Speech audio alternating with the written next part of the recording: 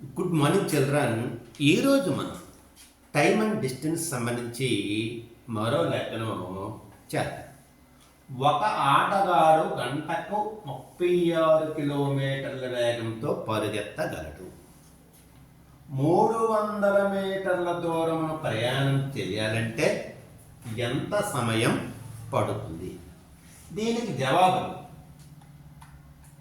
ఏ 30 నిమిషాలు, బి 30 సెకండ్లు, సి 36 నిమిషాలు, డి 8/1/3 నిమిషాలు.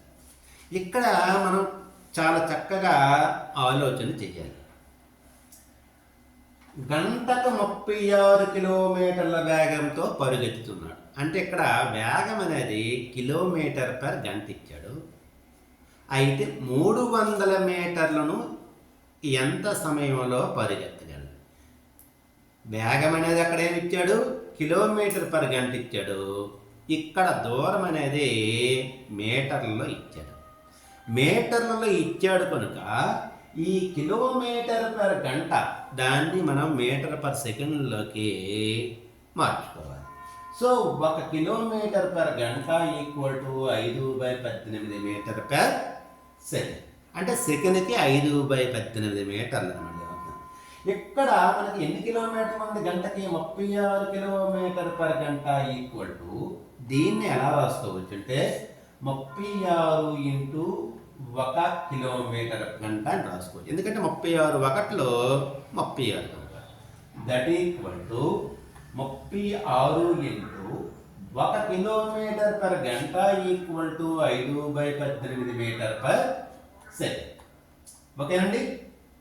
సో 18 ఒకట్లు 18, 18 2 30, 18 2 30, 36, 2 5 10 metre per second. 36 kilometre per గంట అంటే 10 మీటర్ పర్ సెకండ్ అనమాట. 10 మీటర్ పర్ సెకండ్. దాని అర్థం ఏంటంటే